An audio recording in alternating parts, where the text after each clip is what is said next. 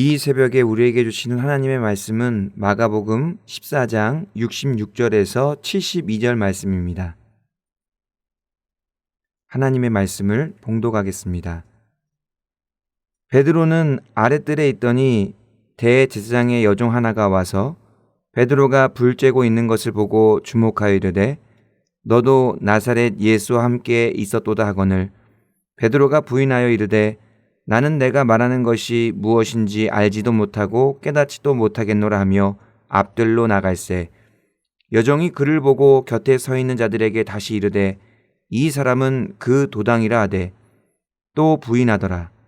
조금 후에 곁에 서 있는 사람들이 다시 베드로에게 말하되 너도 갈릴리 사람이니 참으로 그 도당이니라. 그러나 베드로가 저주하며 맹세하되 나는 너희가 말하는 이 사람을 알지 못하노라 하니 닭이 곧 2번째 울더라.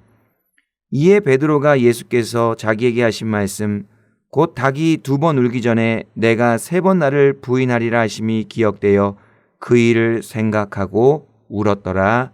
아멘. 오늘은 실패의 원인 두려움이라는 제목으로 하나님 말씀 전하고자 합니다. 우리 내에는 두려움을 감지하는 기관이 있습니다. 그것을 편도체라고 합니다. 두려움을 인지하면 편도체에 신호가 가서 두려움을 느낍니다. 신호가 곧바로 편도체로 가면 이 본능적으로 두려움을 느끼는 것이죠. 위험을 깨닫자마자 마음속에 두려움이 가득해지는 것입니다. 그런데 이 위험 신호가 다른 곳을 거쳤다가 편도체로 가는 경우가 있습니다. 이때는 다른 곳을 거치면서 정말 위험한지 아닌지를 한 번 더 판단하게 됩니다.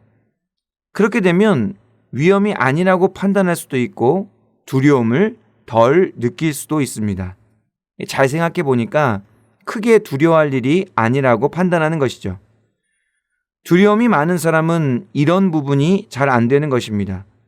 위험에 대한 검증이 안 되는 것이죠. 위험 신호가 곧바로 편도체로만 가다 보니까 쉽게 두려움을 느끼는 것입니다. 그러다 보면 신체적으로 이상 현상이 일어나죠. 심장이 빨리 뛰고 땀이 나기도 하며 목소리가 안 나오기도 합니다. 그리고 정상적인 판단을 내리기가 어려워집니다. 평소 침착할 때는 올바른 판단을 내리는데 두려움에 빠지면 잘못된 판단을 내리게 되는 것이죠. 오늘 말씀에 그런 상황에 놓인 한 사람이 나옵니다. 바로 베드로입니다. 베드로는 예수님의 수제자였어요. 예수님의 최측근으로 주님과 항상 함께였습니다. 다른 제자들이 주님으로부터 떨어져 있을 때에도 베드로는 항상 주님 곁에 있었습니다. 또한 베드로는 주님을 위해 어떤 일도 감당할 준비가 되어 있었습니다. 그는 예수님을 지키려고 했고 끝까지 예수님을 따르려고 했었습니다. 그런 베드로가 예수님을 3번 부인하는 장면이 오늘 말씀에 나옵니다. 다른 제자들은 예수님께서 붙잡히실 때 다 도망하였습니다. 그러나 베드로는 끝까지 예수님을 따라갔습니다. 그러다 보니 대제사장의 아랫뜰까지 가게 되었습니다. 대제사장의 여종 하나가 베드로를 알아봅니다. 나사렛 예수와 함께 있던 사람이라고 소리치죠. 베드로는 부인하며 앞뜰로 나갔습니다. 그러자 여종이 또 외칩니다. 이 사람은 예수와 한패라고 소리쳤습니다. 베드로는 또 부인했습니다. 이쯤 되자 거기 있는 사람들이 베드로를 몰아붙입니다. 베드로가 혼자서 얼마나 두려웠겠습니까? 베드로는 그 위기를 모면하기 위해 예수님을 부인한 정도가 아니라 저주를 하며 맹세합니다. 그 순간 닭이 2번 울었고 베드로도 통곡했습니다. 베드로는 분명히 좋은 의도로 거기에 갔었습니다. 그가 내린 판단과 결정은 주님을 위한 것이었어요.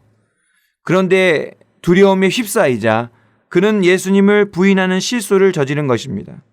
두려움에 압도되어서 본의 아니게 3번이나 주님을 부인하고 저주까지 한 것이죠. 베드로의 실패의 원인은 바로 두려움이었습니다. 우리가 두려움을 잘 극복해야 합니다. 두려움을 이겨내야만 올바른 결정을 할 수 있기 때문이죠. 베드로와 같이 뜻하지 않게 실패의 자리에 서지 않으려면 우리는 반드시 두려움을 극복해야 합니다. 베드로가 두려워했던 근본적인 이유가 무엇입니까? 베드로는 자신의 안위의 위험을 느꼈습니다. 자신도 예수님처럼 결박당하고 고난을 당할까 겁이 났던 것이죠. 그것은 자연스러운 일이었습니다. 어느 누구나 자신의 생명의 위협을 느끼면 두려워할 수밖에 없습니다. 그런데 예수님께서 자신의 제자들에게 이렇게 말씀하신 적이 있습니다. 누구든지 나를 따라오려거든 자기를 부인하고 자기 십자가를 지고 나를 따를 것이니라. 누구든지 제 목숨을 구원하고자 하면 잃을 것이요 누구든지 나를 위하여 제 목숨을 잃으면 찾으리라. 자신의 안위를 부인하지 않고서는 예수님을 따를 수가 없습니다. 자신의 목숨을 구원하고자 하는 사람은 십자가를 질 수 없는 것이죠. 예수님을 위해 자신의 목숨을 잃은 자만이 진짜 생명을 얻을 수 있습니다. 예수님께서 한참 전에 이 말씀을 베드로에게 하셨어요. 그런데 베드로가 이 말씀을 깨닫지를 못했습니다. 깨닫지도 못했고 이 말씀을 믿지도 못했습니다. 주님을 위해 나의 목숨을 잃을 때에 참 영생을 얻을 수 있다는 것을 신뢰하지 못했던 것이죠. 그래서 그는 두려움을 이겨내는데 실패했습니다. 두려움을 이겨내기 위해서는 믿음이 필요합니다. 예수님의 말씀에 대한 신뢰가 있어야 하는 것이죠. 말씀에 온전히 순종할 때에 인간적인 걱정과 근심을 이겨낼 수 있습니다. 베드로는 본의 아니게 주님을 3번이나 부인했습니다. 우리가 동일한 실수를 하지 않기 위해서는 두려움을 극복해야 하죠. 인간적인 두려움을 이겨내야 올바른 판단과 결정을 할 수 있습니다. 그러므로 우리에게 필요한 것은 무엇보다도 말씀에 대한 믿음입니다. 주님에 대한 믿음만이 세상의 두려움을 이겨내게 하는 것이죠. 중요한 선택의 갈림길에서 두려워하다 보면 실수할 수 있습니다. 하나님께서 기뻐하시는 선택을 못하는 것이죠.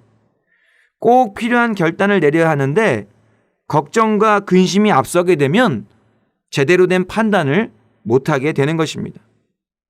이러한 일들이 일어나지 않기 위해서는 믿음이 필요합니다. 믿음이 있어야 담대하고 올바르게 결정할 수 있습니다. 흔히 용기는 두려움이 없는 상태라고 생각합니다. 하지만 심리적으로 보면 용기는 두려움이 없는 상태가 아닙니다. 두려움에도 불구하고 그 두려움을 극복하는 것이 용기입니다. 믿음은 용기예요. 두려움을 이겨내는 용기인 것입니다. 세상의 두려움을 이겨내기 위해서는 말씀에 대한 믿음이 필요한 것이죠. 사순절은 예수님의 고난을 묵상하는 절기입니다. 우리도 예수님처럼 고난을 감당하겠다고 결단하는 시간이죠. 고난이 두려움으로만 다가온다면 우리는 제자의 길을 걸어갈 수 없습니다. 그 고난의 두려움을 극복해야만 하는 것이죠.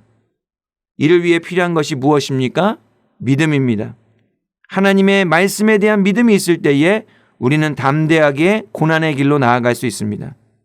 이번 사순절 기간에 믿음으로 예수님의 고난을 묵상하시면서 하나님께서 약속하신 참 영생을 누리시는 영혼의 복된 성도님들이 되시기를 간절히 바랍니다. 기도하겠습니다. 사랑의 하나님 아버지, 감사를 드립니다. 말씀을 통해 베드로의 실패를 깨닫게 하시고 실패의 원인인 두려움을 극복하기로 결단하게 하시니 감사를 드립니다. 여러 가지 선택의 갈림길에서 두려움 때문에 잘못된 결정을 하지 않도록 인도하여 주시옵소서. 자기를 부인하고 주님을 따름으로 항상 올바른 결정을 하게 하여 주시옵소서.